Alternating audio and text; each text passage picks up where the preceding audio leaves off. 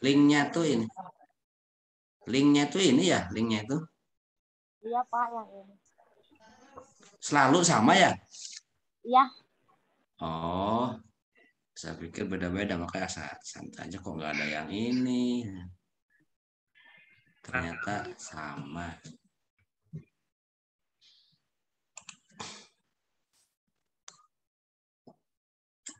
Baik, kita mulai saja. Izin share screen dulu.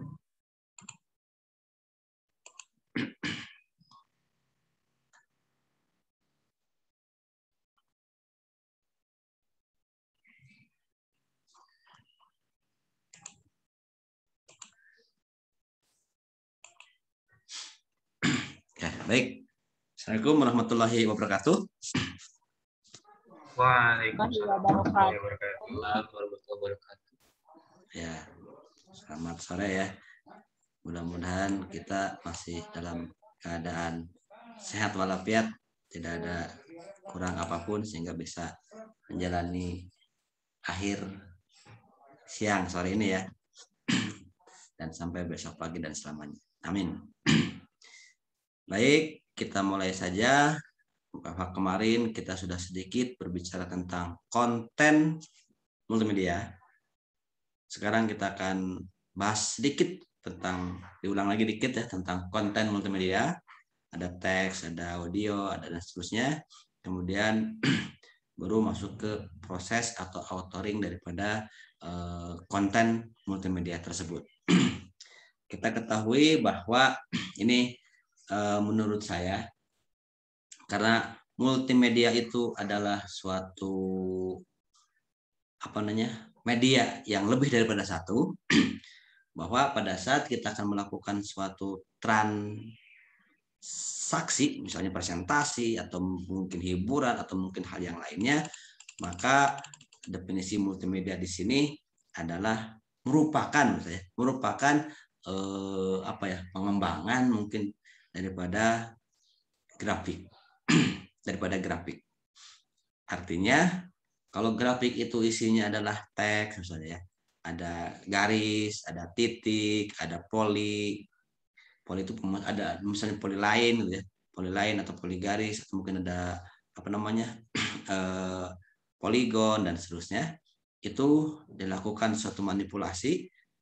Dulunya grafik itu mungkin pakai pakai tangan gitu ya, di kertas, kemudian ada juga pakai pahat di batu atau mungkin di dinding, kemudian sekarang pakai komputer sehingga bentuknya itu bisa 2 dimensi ataupun 3 dimensi. Nah, dari titik, garis, teks dan seterusnya kemudian dimanipulasi sehingga menjadi suatu tema, menjadi suatu, bisa itu bentuknya gambar, bisa itu bentuknya gambar yang sederhana ataupun gambar yang kompleks. Kemudian gambar tersebut sedikit manipulasi lagi misalnya, karena persistent of vision atau mungkin dari segi keterbatasan manusia dalam mungkin melihat gitu ya.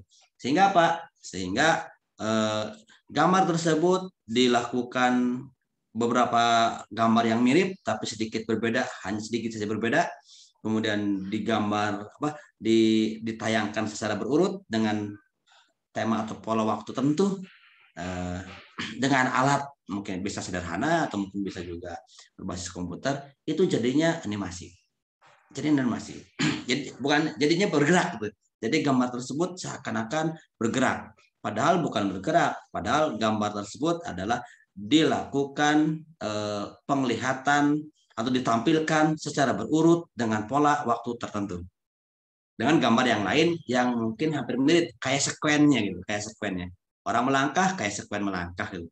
Jadi mungkin sekuen melangkah itu saya gambarkan dalam 4 atau 5 atau mungkin 10 adegan saya lakukan penampilan secara sekuen dengan pola tertentu, seakan-akan gambar tersebut benar-benar melangkah. Kemudian dimasukkanlah suatu suara misalnya, dimasukkan suara melangkah itu saya truk plok terserah, mau pakai sendal atau pakai sepatu atau mau pakai yang lain, misalnya di tembok atau di Burangkal atau di yang lain misalnya di pasir itu mungkin suaranya beda-beda. Akhirnya apa? Akhirnya gambar tadi dipadukan atau digabungkan dengan suara aksi itu, maka kelihatannya wah iya suaranya benar-benar orangnya melangkah atau gambarnya melangkah terus suaranya seperti suara melangkah gitu. Akhirnya jadi apa? Jadi animasi. Akhirnya jadi animasi. Nah, itu adalah konten.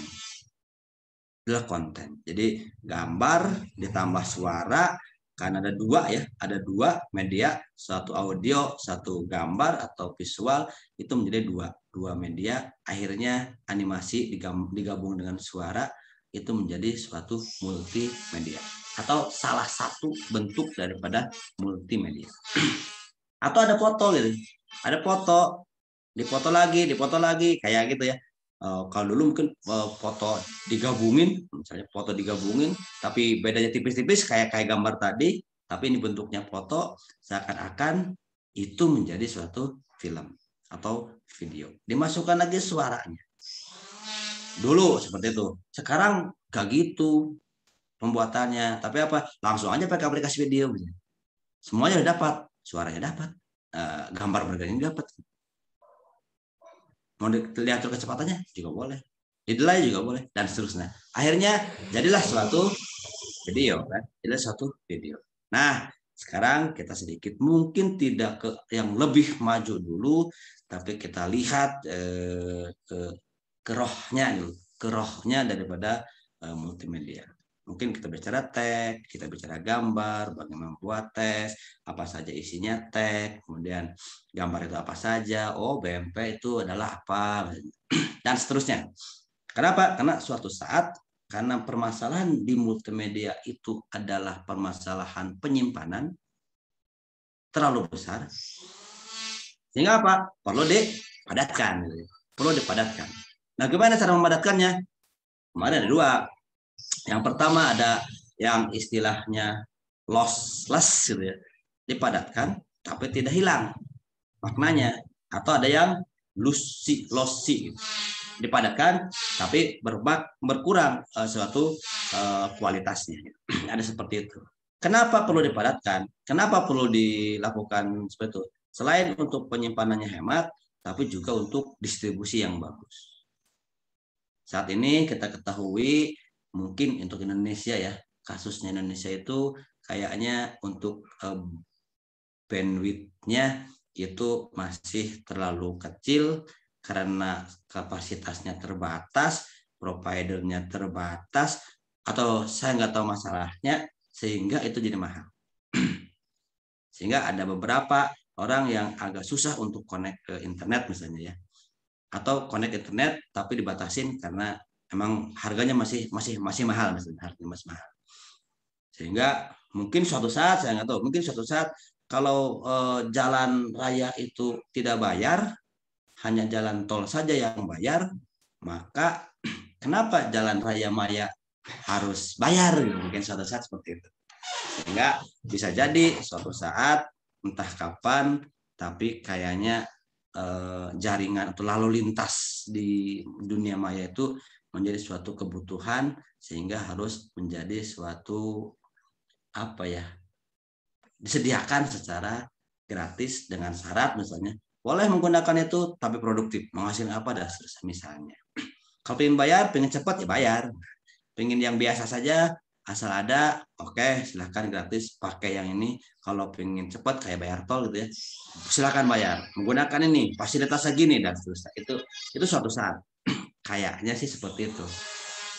Kalau kita lihat analoginya ke jalan adalah untuk alat komunikasi menghubungkan dua tempat. Ini juga sama sebenarnya, menghubungkan dua tempat juga. Nah, itu jadi hari ini kita akan sedikit berbicara tentang konten media dan proses terhadap konten media. Sedikit jenis konten media. Kemarin sudah dibahas juga sebenarnya. Ini juga teks. Jadi teks itu isinya adalah karakter. Sudah pasti ya. Teks itu ada isinya karakter. Ada dua bentuk teks. Yang pertama adalah ada yang unformatted. Yang kedua adalah berarti formatted gitu ya. Unformatted itu seperti apa ya, kayak ASCII, kayak Unicode dan seterusnya. Itu tujuannya bukan untuk gaya-gayaan, bukan untuk presentasi, bukan untuk yang lain. Biasanya itu digunakan untuk misalnya pengkodean, kode program untuk yang lainnya. Sehingga tidak perlu ditebalin, tidak perlu diwarnain, tidak perlu digedein, tidak perlu diapain, karena bukan itu tujuannya gitu. Dulu pakai ASCII, American Standard Code for International Interchange, ASCII masih menggunakan berapa ya itu 1 byte ya, masih menggunakan 1 byte. 1 byte pun itu yang digunakan cuma 7 bit ya, berarti menggunakan apa namanya bertanda ya, bertanda menggunakan bertanda kalau 7 bit. Tapi kalau 1 byte itu digunakan semua 8 bit, maka hasilnya 255. Kamu saya ASCII itu 255. Kamu saya di sini jadi ada gambar-gambar, ada tulisan-tulisan yang berbeda, ada garis gitu kan, ada gambar gini juga gitu, ada tanda gini, nah seterusnya. Betul. Dari 0 sampai ke 32 ya. 31 32. 0 sampai ke 32 itu kalau nggak salah spasi, 32 itu. 0 itu adalah 0 ya. Tidak ada. 1 itu nggak tahu, pokoknya itu adalah white space lah ceritanya. Karakter yang white space yang tidak kelihatan, tidak nampak. Baru 33 itu adalah A kecil misalnya. Kemudian sampai 26 ditambah A besar sampai Z besar sisanya gitu ya.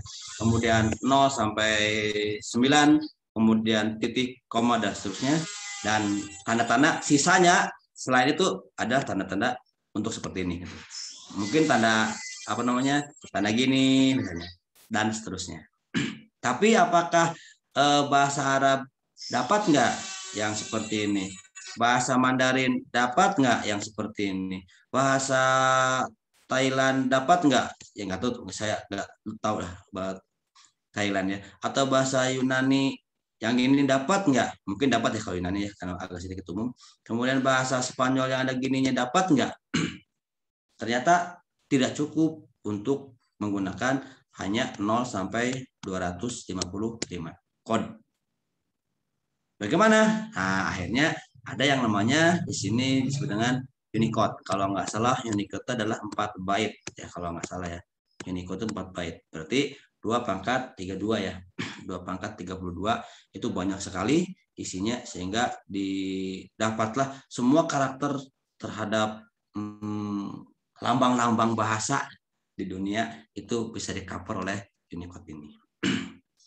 Seperti itu. Ini banyak digunakan. Kayak Visual Studio itu pemrogramannya sudah menggunakan Unicode, bukan pakai ASCII lagi. Tapi definisi daripada teks itu tujuannya adalah untuk visual dan bentuknya seperti karakter, dan karena unformat tidak bisa diformat. Yang pertama dan yang kedua pasti ada namanya format ya. Tadi unformat, maka yang kedua adalah format. Apa bedanya? Bedanya adalah yang tadi tidak bisa diapa-apain, yang sekarang itu bisa diapa-apain. Yang sekarang bisa diapa-apain. Yang standar lah, digedein, dikecilin, kemudian diganti jenisnya, kemudian ditebalin, dimiringin, diganti warnanya. Itu adalah teks yang formatted, yang selama ini sudah mungkin dipakai. Dari WordPad yang sederhana sampai mungkin ke bahasa-bahasa pengolah kata yang lainnya, termasuk pengolah presentasi juga bisa menggunakan formatted text. Yang berikutnya ini hubungannya adalah ada suatu tag yang bisa menghubungkan tag yang satu dengan teks yang lain. Ini hubungannya dalam presentasi.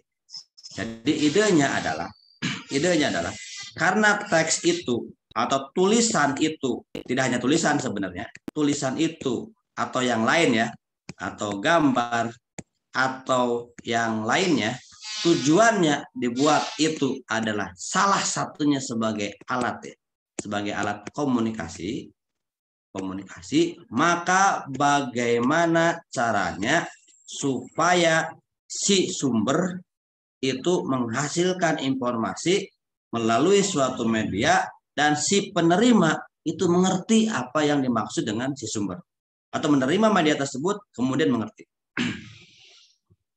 Kemudian mengerti. Pertanyaannya bisa sih, tapi lama mengertinya. Gitu.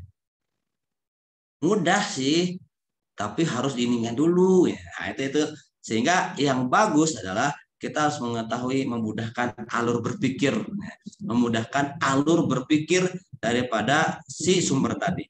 Sumber punya alurnya, oh saya pikir di sini. Pada saat itu sebenarnya belum selesai sih, cuman untuk menjelaskan ini saya buka di sini dulu gitu. Di sini nih. Itu apa untuk menjelaskan? Menjelaskan itu kalau banyak ya udah saya pindah tempat dulu ya, saya pindah tempat dulu, atau kalau sedikit ya udah pakai pop gitu ya, pakai pop up keluar bukan pakai pop ya, pakai gini lah apa namanya, tampilan sedikit yang itu kalau disorot atau kalau diklik atau kalau di apa itu keluar sedikit di halaman yang sama menutupin yang utama, kemudian ditampilkan, kemudian baca di escape, tekan tombol escape atau tekan tombol yang lain, diklik yang lain, hilang lagi, kemudian bisa baca lagi yang lain. Itu dalam rangka apa sebenarnya?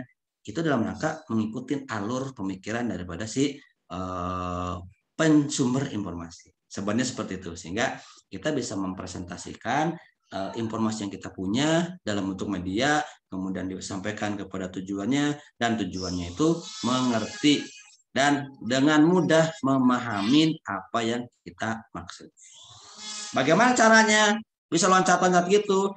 Bisa bentuknya pakai buku. Jadi kalau saya membuat buku banyak, kemudian saya bikin judul, kemudian ada subjudulnya, kemudian ini karena banyak nih, tidak satu lembar tapi puluhan, bahkan ratusan, bahkan mungkin puluh ratus gitu ya, atau ribuan lembar, maka apa? Maka saya buat. Di sini apa? Indeksnya. Kalau kita istilahnya di sini namanya daftar isi misalnya. Daftar isi. Kemudian kalau pakai elektronik, daftar isi ini bisa diklik. Kalau klik di daftar isi langsung loncat ke sana. Boleh sekuensial membacanya, boleh berdasarkan daftar isi. Oh, saya tertarik dengan tema ini, langsung loncat misalnya. Nah, itu apa? Itu adalah hypertext. Jadi teks yang bisa dilinkingkan kepada teks yang lain. Ternyata nantinya tidak hanya hypertext, tapi hyper selain teks, bisa gambar mungkin atau bisa yang lainnya. Jadi karena medianya tidak hanya teks, bisa mungkin hipermedia lah ceritanya. Jadi ngomongnya hipermedia karena boleh teks, boleh gambar, boleh yang lainnya. Itu hipermedia. Nah, salah satu pengungkap daripada teks ini ya bisa HTML, HTML atau bisa XML atau bisa yang lainnya. Itu adalah konten media yang telah kemarin digambarkan, sekarang didetailkan lagi sedikit. Kemudian berikutnya adalah dua gambar. Gambar ini adalah medium sosial, medium visual juga, seperti kayak teks, tapi kalau teks itu isinya adalah karakter. Nah, kalau gambar itu isinya adalah tadi ada titik, ada apa namanya, garis, ada poligon, ada yang lainnya, sehingga menjadi satu kesatuan yang itu biasanya lah 2 dimensi. Walaupun dibikin 3 dimensi dalam bentuk yang komputer, maka sebenarnya kalau kita lihat komputer itu layarnya adalah datar gitu. Tapi kita bisa seolah-olah membuat gambar 3 dimensi dengan melihat apa namanya, sumbu X-nya seakan-akan ada sumbu X, kemudian seakan-akan ada sumbu Y, seakan-akan ada sumbu Z, maka sehingga terkesanlah itu menjadi 3 dimensi. Terkesanlah itu menjadi 3 dimensi. Jadi persepsinya adalah persepsi 3 dimensi, sehingga kita bisa membuat gambar lebih bagus lagi.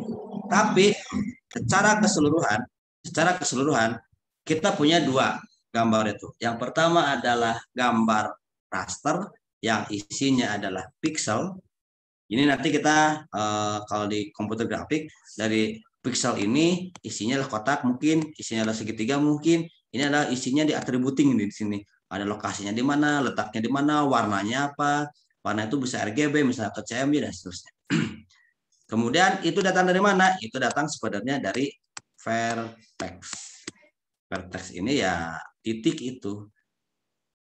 kemudian punya lokasi. Nah, vertex dijadikan pixel itu menjadi rasterisasi. Mungkin dimasukkan ke suatu alat, program, kemudian konsepnya adalah vertex, dimasukkan kotak di program itu, nanti keluarnya adalah pixel. Yang kedua ada namanya vektor. Jadi bedanya raster sama vektor itu, kalau raster itu rata-rata gambarnya itu gede karena isinya lah kumpulan titik-titik dia, kumpulan titik-titik. Semakin padat titiknya, maka semakin tajam warnanya, semakin semakin bagus gambarnya, semakin banyak titiknya. Itu biasanya 1 cm, kotak ini 1 cm nih. Ini berapa titik nih isinya? Itu berapa piksel ceritanya isinya? Itu ya bisa megaan atau mungkin bisa 10 mega. Sehingga kalau kita foto misalnya ada berapa piksel fotonya, oh depan belakangnya, depannya gini, belakangnya gitu misalnya. Biasanya yang depan itu untuk selfie itu sedikit warnanya daripada yang belakang. Itu apa? Semakin padat, semakin banyak, semakin gede pikselnya yang terkandung dalam suatu satuan tadi 1 cm misalnya, itu semakin tajam warnanya. Tapi imbasnya pasti penyimpanannya pun semakin besar juga. Penyimpanannya pun semakin besar juga. Kalau kita zooming, maka apa? Maka ini akan semakin pecah gitu. Jadi kalau kekuatan kita di sini normalnya dikecilin semakin padat, tapi kalau digedein semakin longgar. Semakin detail ya semakin kelihatan ada bolong-bolong kecilnya antara apa? Antara titik yang satu dengan piksel yang satu dengan piksel yang lain. Dan demikian kayak nanti kalau digambarin pecah. Vektor nggak gitu. Vektor itu adalah menggunakan formula matematik untuk membuat garis, bikin kotak, bikin lingkaran, bikin yang lain. Tapi apa? Tapi agak susah untuk bikin gambar ada isinya gitu. Agak susah. Kenapa? Ya karena formulanya agak sedikit ruwet lah mungkin ya. Tapi kalau raster ya hasilnya adalah bisa berisi. Jadi gambar tersebut bisa berisi. Tidak hanya garis ya. Nah, raster vektor itu karena bentuknya adalah formula matematik sehingga itu mau panjang segini, panjang segitu, panjang seberapapun itu agak sedikit berbeda. Kenapa? Karena formulanya hampir sama. Bahkan sama, hanya sedikit saja berbeda. Tapi kalau garis segini dan garis segini pakai raster, pasti jumlah titiknya sangat jauh berbeda. Mungkin titik 1 meter, garis 1 meter dengan garis 2 meter, ya jumlah pikselnya itu 2 kali lipat yang 2 meter. Tapi kalau garis pakai vektor 1 meter, garis pakai vektor 2 meter, kekuatannya atau apa kapasitas yang dibutuhkan untuk membuat material tersebut itu tidak jauh berbeda. Nah, itu perbedaan antara formula dan satuan. Formula dengan satuan. Itu gambar. Ini ada gambar BMP. Ini adalah menggunakan red, green, blue. Jadi setiap pixel itu pasti isinya di dalamnya selain titik, selain lokasi, selain itu juga setiap gambar memiliki warna. Jumlah warna terserah. Misalnya warnanya adalah 24 bit, misalnya warnanya ya. 24 bit itu berarti apa? Berarti 3 byte kan? Berarti 3 byte. Nah, itu yang 24 bit itu dibagi menjadi 3 kotak. Dibagi menjadi 3 kotak. Atau mungkin gambarnya gini gitu ya. 3 kotak. Itu satu untuk red, green, kemudian blue. Berarti satu jumlah kotak untuk yang red itu ya 8 bit, 2/8. Jumlah kotak untuk yang green juga 2/8 atau 256 warna dan seterusnya. Ketajamannya seperti itu. Sehingga kalau digabungin hasilnya adalah ya segini 24 byte. Ini BMP adalah bentuknya raster, isinya adalah seperti itu karena tadi raster, jadi sehingga semakin besar gambar, semakin besar juga untuk membuat penyimpanannya. Untuk penyimpanannya. Ini salah banyak penghasil daripada BMP tadi ya, Yang berikutnya ada yang namanya JPEG, Joint Photographic Expert Group. Jadi JPEG ini format yang paling banyak digunakan. Kenapa? Karena ini hasilnya agak sedikit kecil dibandingkan yang BMP tadi. Karena BMP adalah untuk yang raster. Karena kecil, maka ini cocok untuk yang internet ya. Karena kecil, maka cocok yang internet. Kenapa? Karena nanti internet itu bisa di-download, bisa di-upload, dan seterusnya. Itu nanti kita akan lebih dalam lagi. Sekarang pengenalan dulu. Kemudian GIF itu adalah gambar yang isinya banyak gambar.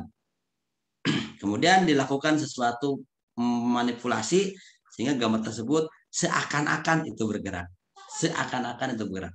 Jadi bentuknya animasi yang sangat singkat sekali, mungkin 0 sampai berapa detik misalnya animasinya. Itu isinya mungkin 2, 3, 4, 5, atau 10 gambar. Jadi cuman berkedip saja, cuman senyum saja, cuman apa saja gitu. Ini juga sama, ukurannya kecil, tapi bisa digunakan isinya kumpulan gambar yang menjadi satu kesatuan dan disimpan dalam bentuk GIF. Karena kecil, maka juga bisa digunakan untuk web.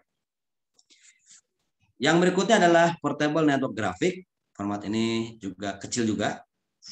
Bahkan kalau untuk yang membuat garis atau grafik gitu ya, grafik kemudian pakai apa namanya Pusio atau kayak yang lain, kayaknya lebih enaknya disimpan untuk ini. Tapi kalau untuk foto, untuk yang isinya dalamnya banyak gitu, yang kokoh, yang banyak apa namanya ketajaman warnanya itu perlu sehingga bagus, mungkin JPEG itu paling baik gitu ya, paling baik.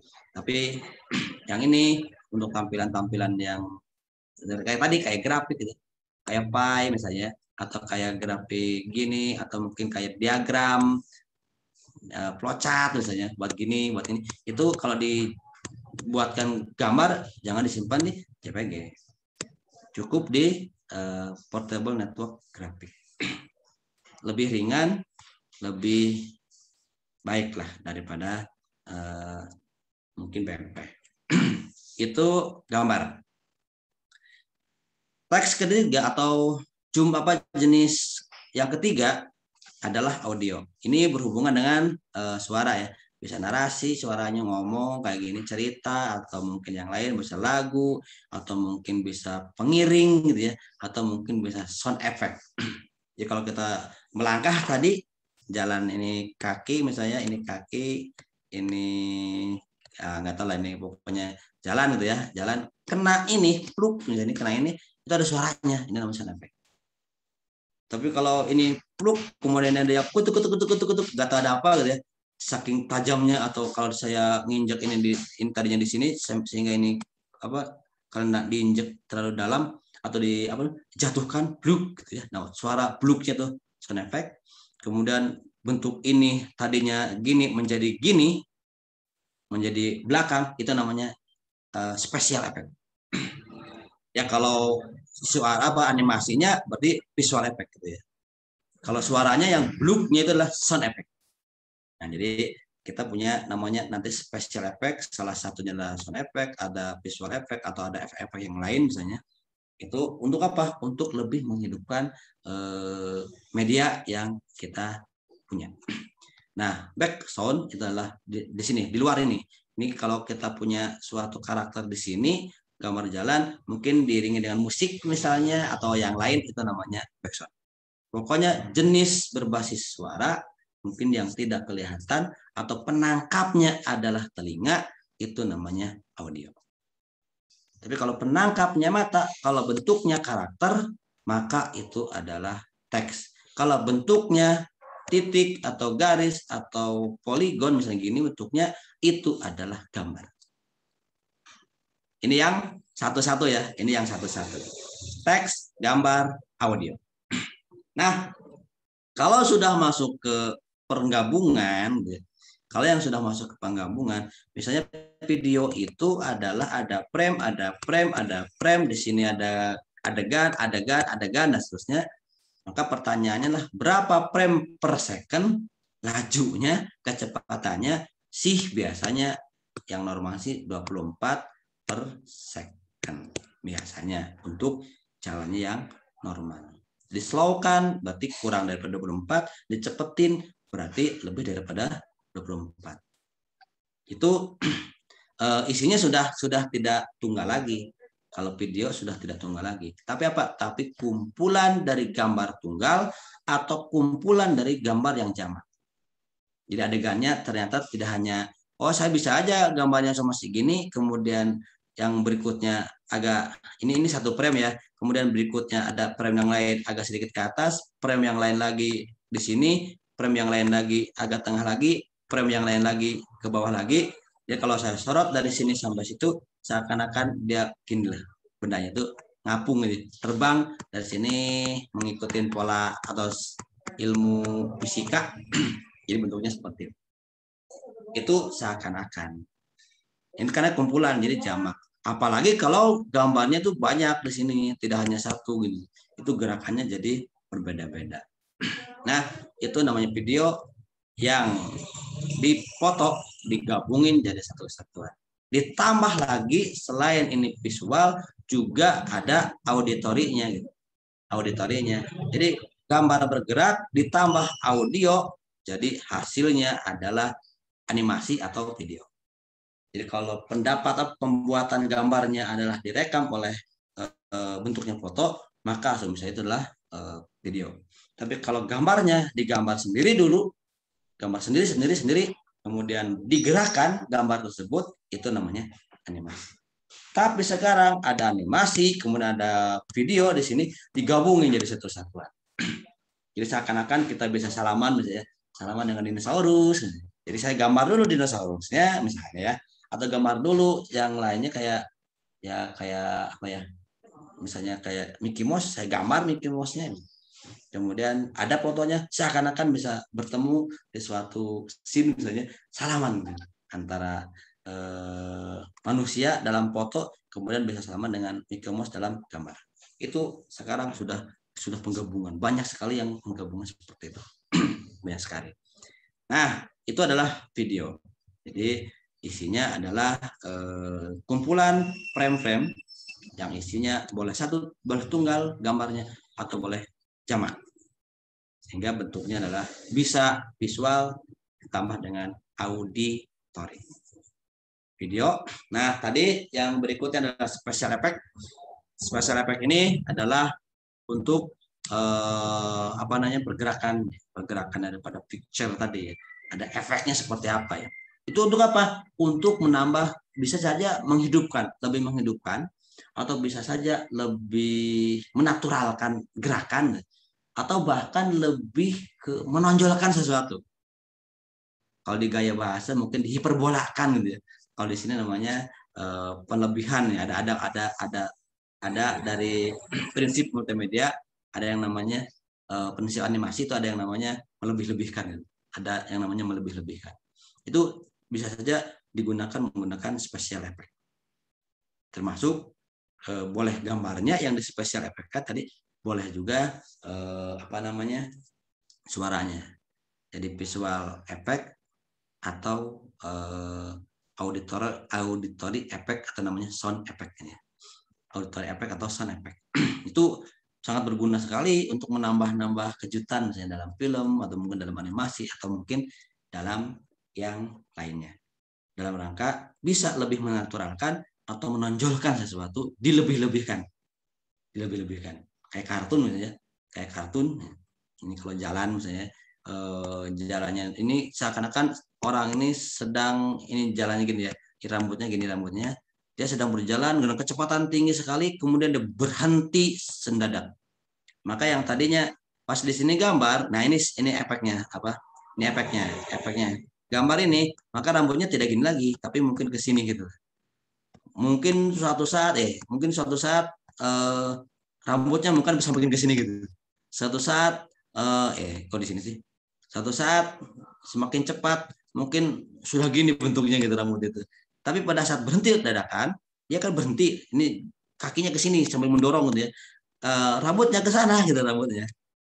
Jadi kayak lepas kayak ke bawah gerakan. Nah, itu namanya special effect atau visual effect. Nah, bedanya dengan video tadi, ini melihat kelemahan daripada manusia dalam pandangan. Jadi tadi yang saya sebut 24 itu adalah gaya mungkin batas manusia melihat gitu ya. Batas manusia melihat. Gerakan itu adalah 24 frame per second. Di luar itu terlalu kelihatan celahnya, di lebih dari sana mungkin terlalu cepat sehingga tidak kelihatan, tidak terlalu natural. Dan demikian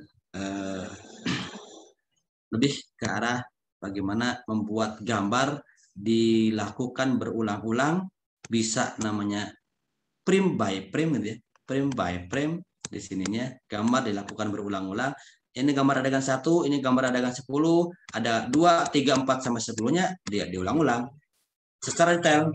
Ini mungkin yang menggunakan animasi tradisional. Zaman dulu untuk membuat suatu gambar misalnya 20 menit itu ya, itu mungkin puluhan ribu gambar yang dibutuhkan. Nah, zaman sekarang nggak gitu. Zaman sekarang mudah. Di dalam komputer, frame-nya ini namanya key 1, keyframe 1 nih. Ini keyframe 15. Nah, ini keyframe berikutnya. Gambarnya tadinya kotak, sekarang akan berubah menjadi segitiga. Maka apa? Maka dari kotak ke segitiga, perubahannya itu biarkan namanya twinning. Biarkan si komputer dengan algoritmanya merubah dari kotak menjadi segitiga. Ya, pergerakannya ini nggak tahu pergerakannya berapa. Pokoknya dari sini tak tak tak tak tak tiba-tiba jadi segitiga. Tapi kalau frame by frame, ya enggak, gambar kedua gimana kotaknya tengah-tengah atau mungkin sebelah ke arah segitiganya nanti berubah totalnya misalnya. Itu terserah. Ini harus dibuat manual. Kalau ini kita buat keyframe-nya, kemudian kasih ke komputer, kemudian biarkan algoritma melakukan itu. Tentunya software yang melakukan ya. Kita hanya user, tapi boleh saja kita menjadi programmernya ya. Menjadi in between-nya tugas komputer. Nah, jadi sesuai dengan namanya animasi, datangnya dari anima. Ya. Anima datangnya itu Yunani, katanya memberi roh gitu ya, memberi roh, atau dari bahasa Inggris namanya animate gitu ya. Animate itu adalah menggerakkan. Memberi ruh kemudian menggerakkan. Ini apa, dua istilah ini, anima dari Yunani dan animate dari Inggris itu saling mendukung. Anima harus memberi roh kepada benda mati sehingga berjalan. Kemudian ini juga sama, animate adalah menggerakkan benda mati. Yang tadinya mati kemudian digerakin seakan-akan hidup, seakan-akan punya roh. Itu adalah animasi. Juga sama ini ya. Animasi itu kompleks juga. Jadi sudah bukan tipe yang tunggal, tapi sudah tipe yang jamak. Isinya animasi ini ya banyak gambar. Apalagi kalau difilmkan misalnya. Jadi ada suaranya, ada itu. Jadi sama kasusnya kayak film, kayak video tadi. Nah, yang terakhir ini bukan media, tapi tujuan daripada kita membuat media itu adalah seperti dalam pembelajaran, maka di sini ada namanya source gitu ya. Di sini ada destination atau tujuan.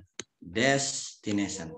Nah, di sini dari sumber ini saya akan kirimkan delivery ke tujuan. Pakai apa pengirimannya gitu. Kalau saya punya ilmu, saya pengen kasih ilmunya ke sini, pakai Laduni, boleh. Jreng, jadi gitu ya. Zaman dulu mungkin anak gurunya sakti gitu, pakai Laduni jadi. Hanya diam atau apa, masukin ilmunya jadi. Gak harus gerakan. Tapi kalau ilmu silat juga sama juga. Kalau pakai Laduni, masukin ilmu silat jadi gerakannya jadi hafal, gak usah belajar. Itu misalnya ya, nggak tahu tuh dari mana. Tapi pasti ada media, mau Laduni mau apa, pertama adalah dia. Atau belajar. Mau pakai apa belajarnya? Terserah, mau pakai latihan, mau pakai ceramah, mau pakai video, mau pakai apa. Nah, ini namanya apa? Media. Jadi media itu alat memindahkan informasi dari sumber ke tujuan. Kalau itu pembelajaran. Kalau dalam konteks pembelajaran. memindahkan pengetahuan dari sumber ke pembelajaran. Nah, bagaimana caranya? Ini penting ya, ini penting. Kenapa? Karena isinya adalah kita bisa berinteraksi. Seseorang bisa mengakses ini, mengakses ini. Nah, sumbernya boleh dari guru. Kalau zaman dulu ya, sekarang tidak hanya guru gitu. Tapi apa? Banyak sekali informasi. Banyak sekali informasi yang bisa diakses oleh SIM. Pertanyaan berikutnya adalah, dulu sumbernya sedikit susah. Sekarang sumbernya sangat banyak juga susah gitu ya. Kalau dulu susah mencarinya, kalau sekarang susah menggalinya gitu. Gimana ya cari guru ya? Kok nggak ada ya dulu? Sekarang bagaimana ya menggalinya ya? Kok banyak banget jadi saya bingung. Informasinya terlalu banyak, jadi yang intinya yang mana sebenarnya gitu. Nah, mencari ilmu susah, maka ada cara pencarian, metode pencarian. Menggali ilmu agak susah juga. Kalau kamu menggali informasi agak susah juga karena terlalu banyak informasi, menimang-nimang, maka ada penambangan namanya mining. Kalau yang ditambang data berarti data mining. Itu alatnya. Jadi ada tetap, jadi dengan ada kesusahan ini maka selalu ada cara untuk membantu kesusahan tersebut. Mencari ada search engine, kemudian menambang ada data mining. Nah, bagaimana cara melakukan itu? Bisa, nah ini bisa linier gitu ya. Pertama ke sini, kedua ke sini, ketiga, keempat, kelima, dan seterusnya. Atau bisa non linier. Dari sini, enggak kedua saya langsung aja ke 7 dulu. Itu bisa loncat, itu namanya non linier. Atau di sini sudah ada gitu loh, sudah ada pilihannya. Silakan pilih A, pilih B, pilih C, pilih D. Boleh siapapun langsung ke B.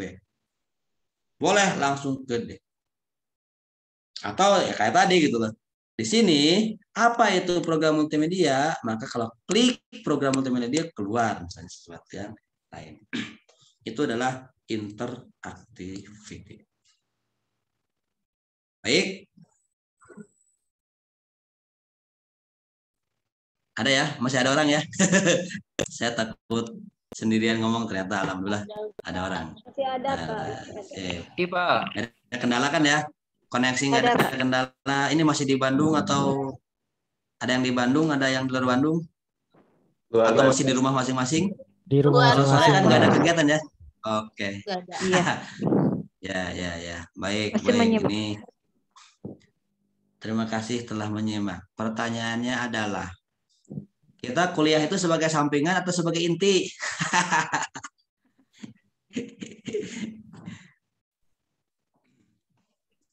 Ya, atur-atur lah pokoknya ya. Atur-atur saja. Jadi ada ya, saya mah gak bisa masuk kuliah karena harus kerja. Jadi kayaknya kesannya adalah kuliah itu adalah sebagai sampingan. Tapi ada juga yang berani, Pak nggak bisa kerja, kenapa? Saya kan kuliah. Nah, jadi mengutamakan kuliah dulu. Itu berarti ada surat tugas kalau gitu ya. Ada surat tugas. Nih, kenapa kamu menolak? Ini surat tugas saja Bapak, misalnya. Tapi kalau sembunyi-sembunyi setelah kuliahnya, misalnya ya, atau uang sendiri, nggak ada ikatan, mungkin bisa saja seperti itu. Saya kuliah, maka saya tidak kerja. Atau saya tidak masuk kuliah karena harus rapat atau harus kerja. Ya, tapi definisi terserah mau kuliah sebagai sampingan atau kerja sekarang karena disurat tugasin. Tugas kamu adalah bukan kerja hari ini kalau dengan surat tugas kuliah kan, tapi tugas kamu adalah kuliah. Makanya Pak, cepetin kuliahnya, jangan sampai mulur-mulur waktunya gitu. Misal seperti itu, artinya kuliah lebih penting daripada kerja untuk saat ini. Lebih penting. Tapi tadi sekali lagi monggo diatur, fleksibelkan saja. Kira-kira kita ini membagi waktu supaya kesana jalan, kesini jalan. Tapi katanya tidak ada yang kalau dibagi waktu itu tidak ada yang bisa sempurna gitu. Kalau menekankan ke satu, maka yang lain gagal. Kalau menekankan yang lain, maka yang sisi satunya lagi gagal. Gitu. Kalau menekankan kedua-duanya, maka dua-duanya nggak maksimal gitu kan. Dua-duanya nggak maksimal. Ke sana jadi nggak selesai, ke sini jadi lama selesainya, misalnya. Kadang seperti itu. Itu terjadi di saya, Bapak Ibu. Terjadi di saya. Jadi tahun kemarin, bukan tahun nih. Saya baru lulus 2001. Jatuh Mei, nggak tahu, lupa saya saking lamanya ya. Baru lulus 2001. Masuknya itu saya 2014 saya masuk. Kuliah 2014, lulus 2001. Pas 7 tahun. Karena saya menggunakan metode maximize gitu ya. Apa statusnya mahasiswa? Oh, lebih kayaknya lebih keren daripada lebih keren daripada tidak mahasiswa. Di mana kerjanya? Enggak, saya lagi kuliah. Itu kok perasaan lebih enak gitu ya. Di mana kok udah tua kuliah? Ya, S3 di sana. Itu lebih enak ya. Perasaan teh gitu lebih enak. Tapi tetap harus selesai kan. Ditagih terus oleh prodi sehingga harus selesai. Walaupun harus selesai, tetap saja 7 tahun saya Bapak Ibu. Jangan ditiru punya saya. Saya kelamaan. Kenapa kelamaan? Karena dekatan ke kuliah, walaupun dekatan ke kuliah dapat ke kantor, tapi karena satu kota sehingga tadi gitu kuliahnya jalan, kemudian kerjanya jalan, jadi menumpang, jadi berjalan bersamaan. Ya tadi hasilnya adalah ya kalau tidak maksimal berarti waktunya yang nambah gitu. Bahkan waktunya nambah pun tidak maksimal juga gitu. Kadang-kadang gitu. Nah pertanyaannya bagaimana supaya waktunya sama? Oh saya targetnya 1,5 tahun lulus. S2 itu standarnya segitu. Normal itu 1,5 tahun. 2 tahun itu walaupun standarnya 2 tahun ya, itu agak sedikit jarang. 2 tahun itu agak sedikit jarang. Jadi idealnya adalah 1,5 tahun. 2 tahun sudah mulai agak jarang. 2,5 tahun itu tinggal yang pingin jadi mahasiswa saja gitu. Dan 3 tahun itu sangat maksimal sekali. Jadi mungkin ada agak deg-degan gitu. Saya keluar UPI itu lewat gimnasium atau lewat apa ya, lewat Darut Tauhid ya, misalnya. Kan kita pengennya lewat gimnasium, kemudian ada kalungnya kan gitu ya. Pakailah baju yang siapa yang ngukur saya nggak tahu tuh, baju itu kayak sarung gitu. Tapi ngomongnya baju kebesaran gitu kan. Ya memang benar-benar besar ya kan, bajunya benar-benar kebesaran. Secara harfiahnya kebesaran, secara yang lainnya juga itu baju kebesaran untuk kita. Dan itu yang dikejar lewat sana. Nah gitu, jadi sampai sekarang saya pikir sudah dimulai dipikirkan mau berapa tahun nih di sini. Tentu rencananya 1,5 tahun. Dan harus konsisten. Oh pengen 1,5 tapi santai-santai saja, malah ngerjain pekerjaan di kerjaan, ya pasti lama di sini.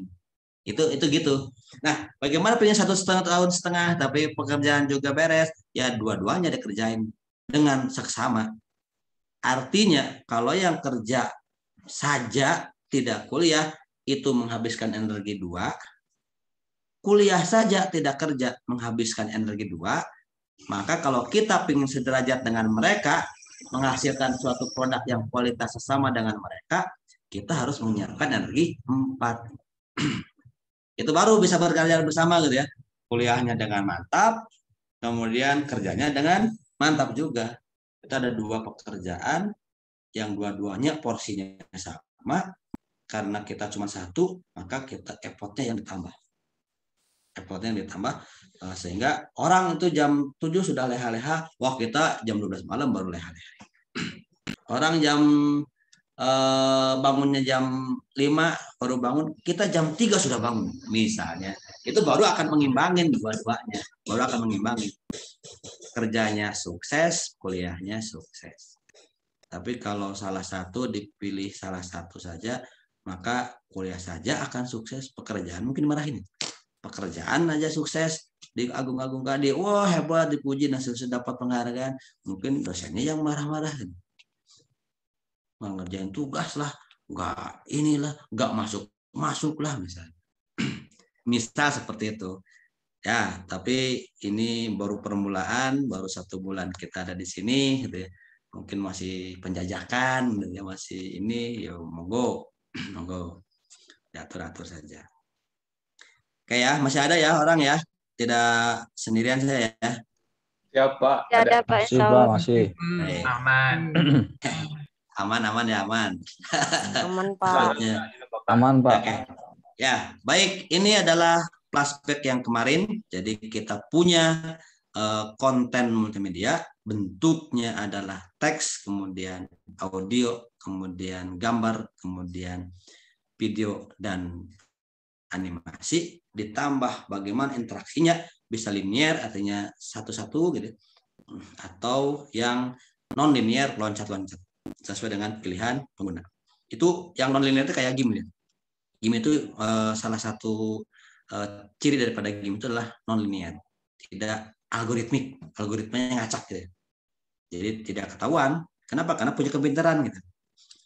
Ya, baik. Sekarang kita masuk ke proses produksinya. Secara garis besar, proses produksi ini nanti kita akan bahas lebih dalam di dalamnya. Mungkin kita juga akan menghasilkan ini gitu ya. Akan menghasilkan ini. Ada multimedia production gitu, atau multimedia, menghasilkan multimedia, bentuknya terserah, mau animasi, mau video, atau mau yang lainnya. Tentu nanti ini kitanya, tema kitanya adalah, tentu ini karena pendidikan, maka tema kitanya adalah bagaimana membuat multimedia pembelajaran. Jadi sebenarnya boleh sih multimedia untuk iklan, boleh multimedia untuk hiburan, boleh multimedia yang lainnya. Tapi nanti kita akan arahkan produknya ini adalah multimedia untuk pembelajaran. Boleh bentuknya micro teaching, untuk micro learning, boleh animasi learning, boleh game learning, boleh virtual reality learning gitu. Pakai augmented atau pakai yang lain. Sebenarnya ke sana itu juga multimedia. Atau boleh PowerPoint learning. PowerPoint juga bisa masukkan itu. Tapi bagaimana itu dikemas dengan berbagai teknik sehingga itu menjadi multimedia. Yang kebaruan, yang semua orang bisa, mungkin harganya lebih murah daripada yang eksklusif. Hanya kita aja yang bisa. Atau hanya sebagian kecil yang bisa produksi. Oh, saya mau pakai ini, produksinya apa namanya? Pakai Macromedia Plus misalnya. Semua orang nggak ada yang bisa, hanya kita saja. Itu pasti harganya lebih mahal dihargainnya. Pakai PowerPoint boleh saja, tapi itu masa juga bisa. Wah, orang Ilkom juga bisa, bukan orang Ilkom. Wah, orang yang lain juga bisa misalnya. Itu mungkin harganya lebih murah. Tapi produk yang kita buat itu adalah produk multimedia untuk pendidikan, untuk pembelajaran. Jadi, tapi kasusnya adalah supaya apa? Supaya bagus itu masuk ke namanya teknologi enhance learning. Jadi kalau teknologi learning saja ya PowerPoint sudah learning. Tapi kalau teknologi enhanced learning untuk peningkatan pembelajaran berbasis teknologi, tadi ada suatu teori mungkin. Kita juga karena S2 ya kita juga menggali teorinya, teori pendidikannya, teori teknologinya, teori apa dimasukkan ke dalam sini sehingga bentuknya adalah paket pembelajaran yang baik, yang tadi ya, yang enhanced learning. Kalau saya itu namanya yang immersion gitu. Jadi penelitian saya itu sedang menggarap dalam kategorinya teknologi enhanced learning, tapi lebih enhance-nya itu lebih ke smart, lebih ke smart. Enhanced learning-nya lebih ke smart learning. Jadi ada lingkungan SLE, Smart Learning Environment, tapi smart learningnya lebih ke arah personal learning, intelligent tutoring, di mana kita ngajar kayak ngajar privat gitu ya, ngajar privat yang satu diajar dengan cara A, yang datang lagi satu lagi karena sifatnya berbeda, kayak gayanya juga berbeda ngajarnya. Itu intelligent tutoring. Jadi kita memberi pelajaran, baik itu materi, baik itu alurnya, baik itu medianya, itu berbeda. Itu namanya intelligent tutoring. Atau yang kedua adalah virtual learning. Jadi ini sebagai fondasinya, bukan fondasi, sebagai lingkungannya virtual. Itu boleh virtualnya berbasis virtual beneran, kita menggunakan avatar untuk mewakili siswanya masuk ke suatu lingkungan virtual yang di dalamnya agak sedikit berbeda dengan maya, ya agak sedikit berbeda dengan nyata. Jadi bisa terbang, bisa lari cepat, bisa menghilang, bisa ilmu raslok misalnya. Kalau dalam bahasa Sunda, raslok itu adalah kalau kita merasa saya pengen ke Jakarta, saya membayangkan Monas, tiba-tiba sudah di Monas gitu. Misalnya teleport lah kalau di sini misalnya. Atau kita bisa menggunakan tadi augmented reality atau virtual reality untuk pembelajaran. Nggak pakai gitu juga saya, tapi tetap kasusnya adalah personal learning atau smart info learning pakai game based misalnya, itu juga sama. Tidak harus virtual, tidak harus, tapi gaya belajarnya lah game based learning. Gaya belajarnya adalah virtual based learning, virtual reality based learning. Nah, semua itu dibundel di dalam pembelajaran namanya immersion learning atau immersive learning. Itu tema penelitian saya, sehingga tujuannya adalah bagaimana menerapkan teknologi untuk pembelajaran sehingga pembelajaran menjadi lebih bermakna, lebih yang lainnya lagi. Nah, salah satunya adalah menggunakan multimedia. Ini saya pikir semua orang mungkin sudah tahu ya kalau guru multimedia. Jadi pada saat membuat konten multimedia, maka prosesnya adalah pra pembelajaran, kalau di dalam pembelajaran, kemudian evaluasi. Itu kalau di pembelajaran, kalau guru ya. Kalau produksi multimedia adalah pra-produksi atau pre-produksi, kemudian produksinya, kemudian post-produksi. Ide keluar, dibuat produksinya, mungkin kalau video dipoto, tik itunya videonya ya, di syutingnya, kemudian diedit, di-merger, di-render ya kalau di sini ya. Di-rendering, di-render, di-blender ya terserah namanya. Render sama blender saya pikir maknanya hampir sama. Kemudian sampai jadi suatu paket, kemudian dipasarkan atau dihilirisasi, atau kalau di sini digunakan di dalam pembelajaran. Itu ide besar siklusnya itu ya, karena ini adalah kayak rekayasa perangkat lunak deh. Kayak rekayasa perangkat lunak, dari sini ke situ, mungkin di sini salah, balik lagi ke sana, dari sini salah, balik lagi ke sana, atau mungkin balik lagi ke sana gitu. Bisa saja seperti itu kan. Jadi saya buat garisnya supaya bolak-balik, ya udah gini aja, bolak-balik gitu. Seperti itu, hasilnya adalah seperti ini. Itu boleh. Jadi kalau idenya salah ya perbaiki idenya. Kalau gambarnya salah, perbaiki gambar. Kalau pemasarannya salah, ya perbaiki pemasaran. Kalau kita sudah ada di sini, tapi ternyata idenya tidak implementatif, ya mundur dulu ke sana. Kalau sudah di sini, ya agak aneh gitu. Ya harus tik lagi, Wah ini gambarnya nggak bisa apa-apa nih, rusak. Ya tik lagi. Wah ini buram, tik lagi. Wah ini kayaknya nggak masuk akal deh, aneh. Diakalin sudah nggak bisa lagi, ya tik lagi misalnya di sini. Jadi betul harus di sini lebih benar. Supaya apa? Supaya dari sini tidak balik ke sana. Kenapa? Kalau masalahnya ada di sini, tidak ditemukan di sini, tapi ditemukannya justru di sini, di pos produksi, maka harganya mahal. Kenapa? Karena harus tik ulang, harus buat rancangan ulang gitu. Gitu. Tapi kalau salah di sini ketemu di sini hebat. Salah di sini ketemu di sini juga hebat. Jadi harusnya kesalahan itu hanya pada tempatnya saja. Salah di preproduksi ketemu langsung. Perbaiki. Sudah ke sini, sudah pada saat produksi itu tidak ada lagi kesalahan preproduksi. Hanya seputar ini saja. Itu asumsinya proses pekerjaan yang keren sekali itu.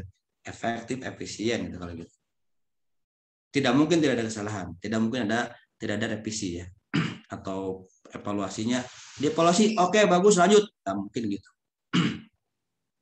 Setahu saya sekecil apapun itu kadang-kadang ada saja yang di sini oke, bener sih, tapi bisa nggak tambah ini, pasti gitu ya. Kok itunya nggak ada ya, kok warnanya gitu ya, misalnya yang kecil-kecil seperti itu, sehingga ya udah Pak, saya revisi ya. Saya revisi dan seterusnya. Itu mungkin. Jadi bagusnya perancangan yang bagus itu akan mempermudah langkah selanjutnya. Produksi yang bagus akan mempermudah langkah selanjutnya. Begitu. Jadi ini ada siklusnya, ada 3, ada pre-produksi, kemudian ada produksi, pembuatan, kemudian ada editing lah, ceritanya proses editing. Nah, ini tidak berbau dengan komputer mungkin. Pre-produksi ini tidak berbau dengan komputer. Kenapa? Karena tapi yang paling pokok menurut saya. Kalau yang paling pokok, tidak ada suatu penelitian kalau tidak ada masalah. Tidak ada suatu kegelisahan, sesuatu tindakan sebelum ada kegelisahan misalnya. Tidak ada suatu perbaikan kalau tidak ada kesalahan. Kesalahan itu bisa kesalahan yang tidak harus misalnya mencuri itu kesalahan. Ya, tapi kalau kita membuat sesuatu pekerjaan tapi tidak maksimal, itu juga mungkin terjadi kesalahan.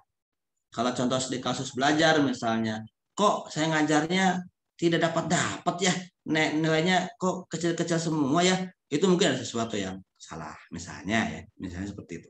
Nah, sehingga muncullah sesuatu. Kalau gitu diapain ya? Nah, ini juga sama. Mau ngapain sebenarnya? Kita membuat apa sebenarnya? Produknya mau ngapain, membuat apa, itu penting sekali. Itu penting sekali. Ide itu penting sekali. Bahkan katanya beberapa zaman dulu itu sampai pergi ke suatu tempat, mungkin ini gua gitu ya, suatu tempat, ini dinding dan seterusnya, di sini bermalam-malam, berlama-lama. Itu untuk apa? Untuk mendapatkan ide. Ya menyendiri, bukan melamun ya, membesarkan pikiran lah ceritanya. Tinggal tiba-tiba ya mawadah, bukan musabah, bukan ya. Kalau musabah untuk diri sendiri itu. Salah saya apa ya, itu musabah. Tapi kalau untuk mendapatkan ide bisa, kalau zaman sekarang tidak ke sini. Tidak laduni gitu. Tapi apa? Tapi buka Google, cari ini, cari itu. Wah, banyak sekali dicari. Dulu dengarnya gini, pas dibaca, wih ternyata. Pas dibacain, ternyata. Dulu saya nggak kenal ini, pas didatangin, ternyata. Dulu samar-samar tentang A, sekarang setelah dibaca, ternyata. Nah, jadi sekarang tidak harus ke gua, tapi mungkin hanya ke Google atau ke yang lain. Kita tanya di sana, saya mencari apa. Kalau tidak tahu mencari apanya, mungkin baru harus ke gua gitu. Apa sih yang saya cari? Gitu. Tapi kalau sudah tahu mau ngapain, cari dulu di mana ada. Ada apa dia?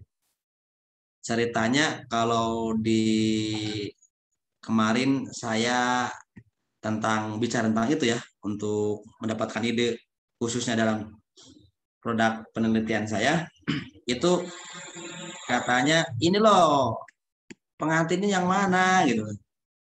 Ini penting katanya. Jadi meneliti itu kayak pengantin, meneliti itu kayak nikah gitu. Jadi harus tahu dulu pengantinnya. Bidang apa sih yang mau diteliti? Kalau di sini produk apa sih yang mau diteliti? Produknya bidang apa itu? Apakah sudah ada produk itu? Kemudian bisa bersaing nggak produk kita dengan produk yang sudah ada? Itu udah bagus sekali, tapi harganya mahal. Saya akan membuat yang lebih hampir bagus, tidak sebagus sekali, tapi hampir bagus misalnya, tapi harganya murah. Kenapa? Karena siapa tuh pasarnya gimana? Itu penting. Pasarnya apa? Ya segmen pasarnya gini, ini kan segmen pasar untuk kelas high, misalnya. Ini untuk low saja lah. Daripada di sini dibajak, misalnya, mending beli ke saya yang murah. Itu idenya misalnya terhadap segmen pasar yang ada. Kenapa bisa ngomong gitu? Karena sudah melalui ini gitu. Saya sudah kemana-mana, saya cari tentang ide saya itu. Ternyata mereka seperti itu bikinnya. Saya dalamin lagi. Oh ternyata kelemahannya itu. Saya dalamin lagi. Oh ternyata saya bisa melakukan sesuatu di sini. Saya bisa melakukan sesuatu di sini nih. Jadilah suatu ide produk. Bikin proposal. Kalau di produk ya bikinlah coret-coret gitu ya, bikinlah coret-coret gitu. Bikinlah coret-coret. Oh akan gini, akan gitu. Baru untuk mendapatkan ini apa dulu yang dilakukan nih? Berapa lama pengambilan gambarnya? Berapa lama menggambarnya kalau pakai animasi? Berapa apa harus yang saya lakukan? Alatnya apa dan seterusnya. Itu adalah praproduksi. Penting sekali. Tanpa itu kita tidak akan bisa melakukan sesuatu yang baik. Bahkan di sini saja di film ya, film itu banyak yang tolak. Gitu. Di sini saja banyak yang tahu. Pak, saya punya ide cerita yang bagus nih. Dibikinlah bentuknya misalnya skenario kan, ditulislah skenario tersebut. Dibaca oleh satu produser, apa sih itu? Bisa saja seperti itu. Jadi di sini saja sudah belum diapa-apain, belum diproduksi, belum di ini, baru menuangkan ide saja ternyata sudah jelek, gitu. Sudah jelek, sudah nggak bisa ini nggak masuk pasar nih, ini pasarnya sekarang sedang butuh kayak ini kayak ikatan cinta, misalnya kalau pingin bikin film ya. Dan kalau misalnya jangan ngemis gitu mas. Ini produk dalam negeri nih, misalnya harus ini dibeli program negeri walaupun jelek lah, akhirnya kan gitu. Justru yang harus kita pasarkan adalah saya punya kualitas bisa bersaing dengan yang lain. Dulu Upin Ipin kan, dulu Upin Ipin. Wah saya merasa dibajak nih. Upin Ipin itu kan orang Indonesia yang bikinnya, kemudian pindah ke Malaysia karena nggak didukung oleh pemerintah Indonesia katanya. Datang ke sana dibiayain oleh pemerintah, mungkin 60 sampai 80% biayanya dari pemerintah. Nggak berjalan sekarang. Dan tidak hanya di Indonesia dia tayanginnya, di Malaysia-nya, mungkin di Brunei, mungkin di tempat-tempat yang lain. Akhirnya seperti itu. Nah, banyaklah cerita. Jadi idenya tidak hanya Upin Ipin, kan? Ide itu bisa banyak sekali. Ide itu hanya banyak sekali. Sekarang keluarlah misalnya ada Sobat Jarwo, ada keluarga Soma, ada Nusa, ada apa. Nah, jadi yang penting menurut saya yang paling penting sekali sebelum apapun itu adalah cari pengantin. Adalah cari pengantin. Idenya apa sih? Mau ngapain sih? Kemudian sudah tahu idenya, sudah tahu pengantinnya ceritanya, tapi jangan lihatnya dari sini gitu loh. Ini cerita pengantin ya. Kita di sini. Jangan lihat oh ini pengantin saya nih kayaknya nih. Bukan pengantin bom ya. Ini pengacaranya bagus nih orangnya, kayaknya bagus nih orang. Itu apa? Karena kelihatannya dari jauh. Coba aja lihat gunung. Gunung dari jauh, wah bagus banget. Kalau Tangkuban Perahu gini bentuknya. Datanglah ke Tangkuban Perahu. Apakah gini? Nggak ada, nggak kelihatan. Nggak kelihatan bentuknya seperti ini. Artinya apa? Setelah punya ide, dalamin ide tersebut, datangin ke sini. Artinya di sini datangin ke sini. Tapi saya sebelum ke sana saya tanya dulu orang ini. Dia orang mana sih? Oh, dia itu orang maksudnya orang Banjar misalnya, orang Banjar. Oh yaudah, saya tahu orang Banjar. Cukup di sini? Enggak. Enggak sampai sana. Datang lagi, tanya lagi ke sini. Siapa sih dia? Nah, udah sampai Banjar mungkin kita ya. Siapa sih dia? Oh, dia anaknya suka ngaji apa soleha dan seterusnya. Datang lagi semakin dekat, mungkin sampai ke keluarga. Kalau sampai keluarga, sampai salaman dengan pengantin ini, baru ketahuan. Diambil atau tidak. Wah, ternyata sudah yang punya. Ya, ini juga sama gitu. Wah, ide itu mah sudah lama tuh. Ide bagus, tapi kita nggak bisa membuat itu. Karena apa? Bla bla bla bla. Menarik sekali, tapi itu gaya menolak kan gitu ya. Menarik sekali, bagus sekali, tapi wah itu udah ditolak itu kalau gitu.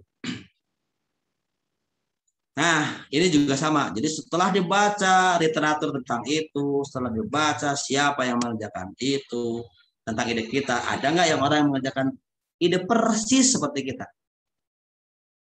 Masanya apa? Supaya tidak terjadi plagiat. Tiba-tiba persis seperti ini. Walaupun ciptaan Tuhan, ada warkop gitu ya sekarang kan ya, yang sekarang lagi itu nih, ada warkop DKI, warkop dari DKI ya. Tapi bukan DKI artinya kota Dono Kasino Intro, tapi sekarang ada lagi namanya warkop tapi I saja gitu. Ini warkop Indonesia kayaknya. Ini warkop DKI, ini warkop Indonesia, warkopi. Mirip-mirip kelakuannya atau bukan kelakuannya. Mirip-mirip wajahnya seperti ini, tapi di dalamnya kan agak marah nih, agak marah. Ya boleh namanya boleh mirip kan, tapi misalnya ngomong dong ke saya. Ini juga sama, ada ngomong dong ke saya kalau bikin. Nanti saya kasih modulnya nih, pakai, kamu kembangkan. Ya kalau mau atas nama sendiri boleh, tapi ada gimana? Kalau atas nama saya boleh. Itu kesananya. Kalau idenya memang sudah dimiliki orang, tapi kalau dicari-cari nggak ada, berarti idenya wah itu sangat ori sekali gitu ya. Saking orinya belum ada orang yang pernah membuatnya dan tidak bisa dibuat gitu. Karena pemikiran kita sudah sangat tinggi sekali. Itu terjadi pada saat pengembangan komputer. Sini nih zaman ini sudah cerita Van ya, Van Neumann gitu ya, tulisannya gimana ya gitu ya. Gitu ya. Neumann ya, Van Neumann itu sudah menciptakan sesuatu ide gagasan yang sangat brilian sekali. Tapi datangnya terlalu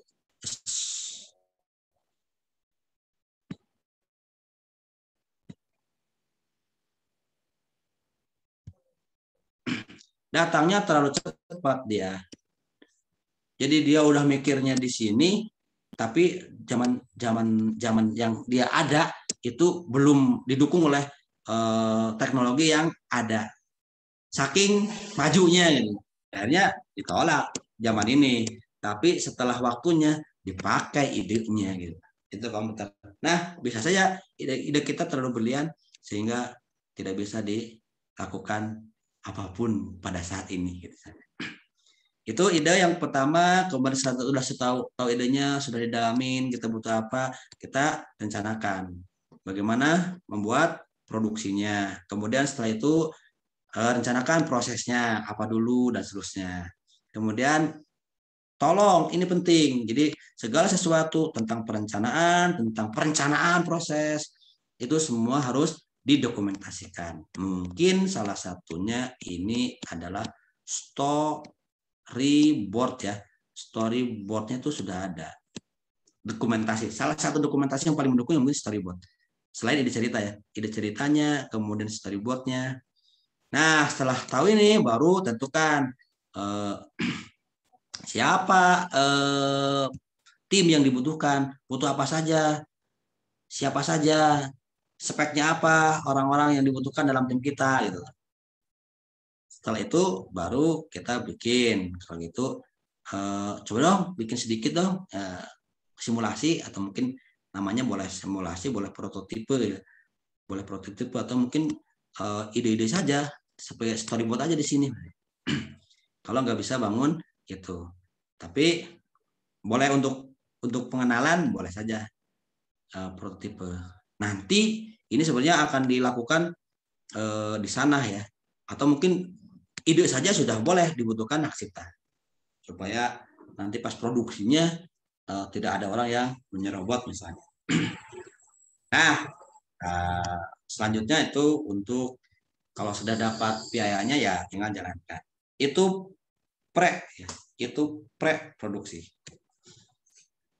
Nah, setelah ada perencanaannya, baru kita akan membuat atau mengimplementasikan storyboard atau rencana tadi dalam bentuk nyata.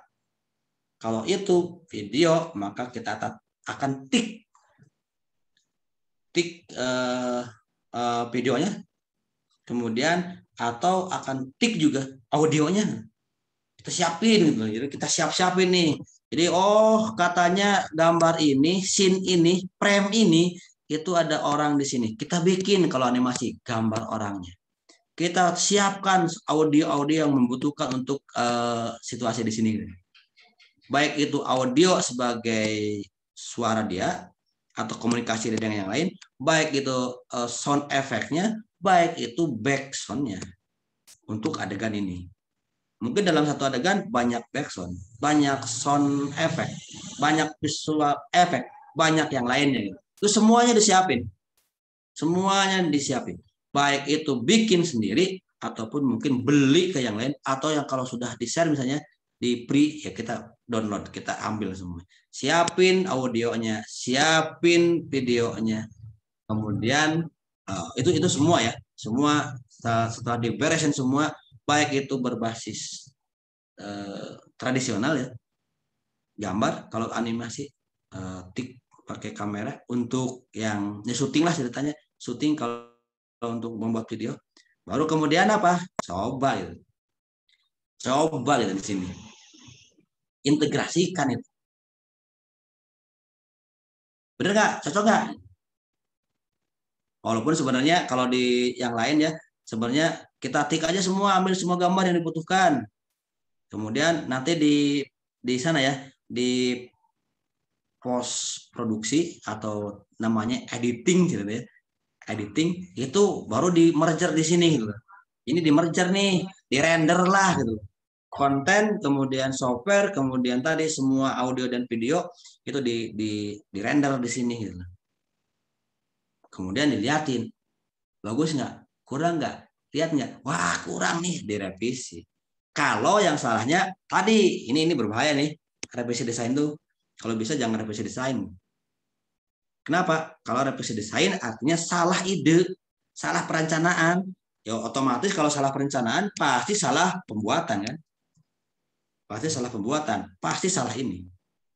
Walaupun secara proses benar, tapi karena salah cerita atau mungkin salah yang lain, itu pasti di sini diambil ulang. Jadi kalau bisa ini tidak ada. Kalau bisa.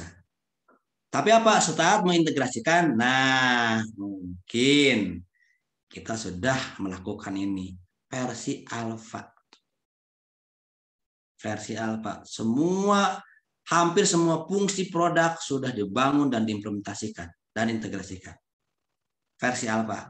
Otomatis kalau versi alfa, maka pengujiannya pun pengujian alfa. Pengujian alfa. Oh, kurang ini, kurang itu. Kemudian apa? Ya, perbaikilah versi alfa tersebut. Kemudian tambahkan yang tadi belum beres, tambahkan menjadi bagus. Fungsi-fungsinya sudah bagus. Akhirnya apa? Akhirnya jadi namanya versi beta. Semua fungsi sudah selesai dibikin. Semua fungsi sudah selesai dibuat. Semua fungsi sudah berjalan diimplementasikan. Itu namanya proses produksi. Jadi editing ya. Sudah editing, tapi editingnya udah editing lebih ini nih. Editing lebih keren editingnya. Produksi sebagian sampai sini, sampai sini ya. Sampai sini sebenarnya. Kemudian di sinilah proses editing nih. Proses editing untuk memperbaiki atau mengintegrasikan apa yang didapat. Baru setelah itu, ceritanya di sini post produksi. Post produksi itu ini adalah mengambil hasil beta, kemudian diuji. Kalau alpha itu baru 90 atau 80-an, ini sudah final, sudah 100% jalan, sudah bagus menurut versi saya. Versi apa? Versi pembuat. Versi pembuat. Pertanyaannya adalah benar nggak, bagus nggak versi yang lain gitu. Baru maka dilakukanlah pengujian beta. Dilakukanlah pengujian beta. Mungkin oleh para ahli, mungkin oleh user atau sampel user gitu. Kalau di kita biasanya pengujiannya oleh para ahli, namanya expert judgment gitu. Expert judge. Kemudian barulah diuji juga ke user. Jadi user test. Diterima nggak? Bagus nggak kalau pembelajaran ya? Medianya bagus nggak? Kata pakar bagus, kata user bagus, itu baru bisa dipakai. Bukan kata pakar bagus, tapi user nggak menerima, nggak bisa. Ini konteksnya di luar kemampuan kami nih, misalnya ya. Padahal itu untuk TK, tapi udah high level sekali teknologi yang dipakainya. Bagus secara pakar, tapi secara user nggak bisa. Ya artinya bukan itu. Jadi pengujian itu secara hardware-nya, secara pakarnya bagus, tapi juga secara usernya juga bagus. Ternyata masih ada perbaikan, dilakukan lagi perbaikan. Sesuai dengan pengujian beta. Harusnya di sini harusnya lebih sedikit ya. Kalau perencanaannya bagus, ini harusnya lebih sedikit daripada yang pengujian alfa. Kenapa? Ini sudah melalui 2 pengujian. Pengujian sendiri oleh programmer, pengujian alfa, baru pengujian yang kedua ini oleh yang lebih tinggi lagi ya, mungkin judgment-nya expert judgment.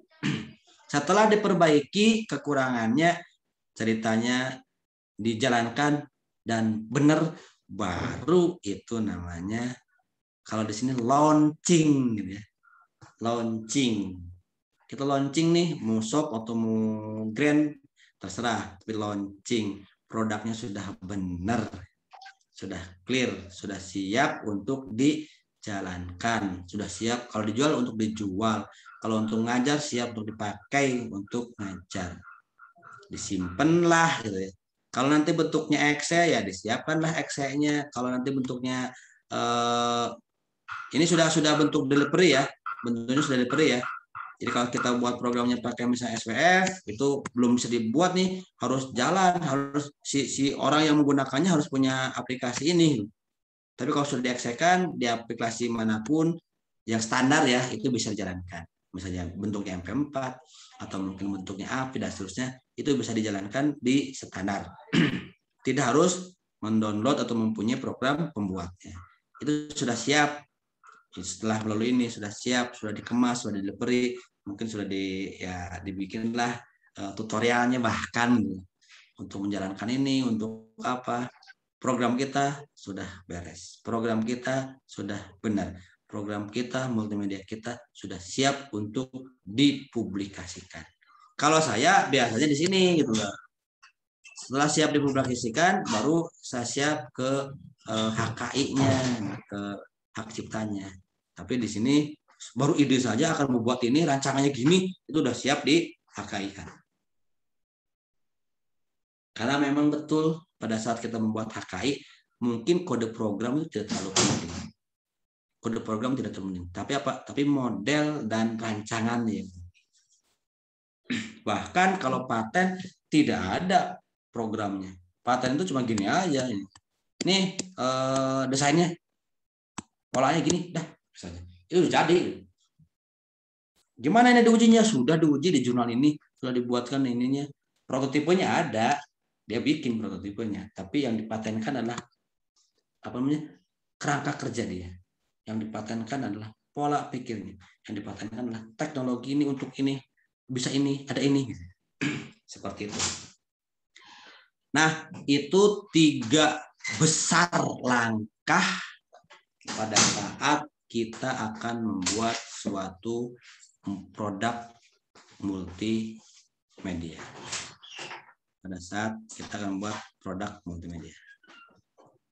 Saya pikir ternyata waktu di saya sudah 50 ya. 50 atau jam berapa? Jam 17.48 lebih dikit, sebentar 50. Di sini banyak yang lainnya. Nanti kita lanjutkan. Untuk sementara presentasi saya cukup di sini. Kalau mau ada pertanyaan, silakan.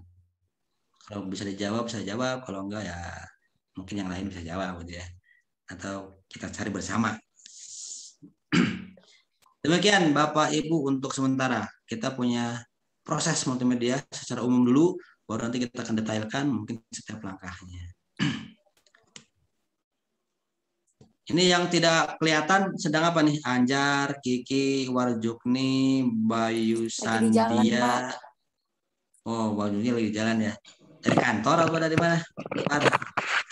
Nganterin ibu. Oke. Aman Pak, aman. Ya. Jadi saya pikir saya pikir kita lebih ini ya sekarang ya, lebih fleksibel ya. Ini adalah kerja, kuliah, atau ini sebenarnya mikirnya tuh tahun 2050 kayak gini itu sebenarnya. Soho itu ya, Soho itu 2050 sebenarnya mikirnya. Soho itu. Tapi karena pandemi dipaksa hari ini. Setahun yang lalu dimulai dipaksa. Sebenarnya kita akan melakukan ini di masa akan datang. Jadi kerja itu nggak dari kantor, tapi dari rumah. Ternyata sekarang sudah terjadi. Oke, baik, nggak apa-apa, santai saja. Yang penting bisa mengikuti, yang penting kita belum ada tugas karena ini baru bercerita-cerita saja ya. Nanti kalau sudah kesananya pasti ini persiapannya pasti ada tugas besar yang isinya adalah produk multimedia pembelajaran yang terkini, yang terupdate, yang semakin orang tidak bisa, hanya orang ilkom nih yang bisa nih, pendidikan ilkom nih yang bisa nih, wah itu semakin tinggi ya. Tapi kalau orang bahasa bisa, orang IPS bisa, orang matematik bisa, orang IPB bisa, ITB bisa, itu mungkin ya. Oh enggak, saya sorotin medianya, ya itu yang saya maksud. Oh enggak, saya sorotin model pembelajarannya, boleh. Jadi karena judulnya adalah kemultimediaan, maka model pembelajaran, konten pembelajaran itu bukan menjadi titik berat, tapi itu menjadi kasusnya. Mau di SMP kasusnya, mau di SMA, mau di SMK, mau bahkan di TK sekalipun, di SD sekalipun, itu monggo. Bahkan saya saja ya, itu contoh kasus media yang bisa buat. Mata pelajarannya adalah SD. Mata pelajarannya adalah SD kelas 6. Matematik. Apakah satu matematik? Enggak, saya cuma ngambil satu tema saja, bilangan pecahan untuk matematik levelnya. Anak S1 yang saya bimbing itu untuk sekolah kan. Oh saya PPL-nya di SMK, maka materinya SMK. Saya malah materinya SD. Kenapa? Karena titik beratnya bukan ke sana. Jadi walaupun temanya tentang SD, karena kita pakai database, atau pakai yang lain, itu fleksibel. Dia masukin saja, mau SMP masukin juga, mau SMA masukin saja gitu. Tetap lingkungannya sama gitu. Karena itu adalah framework.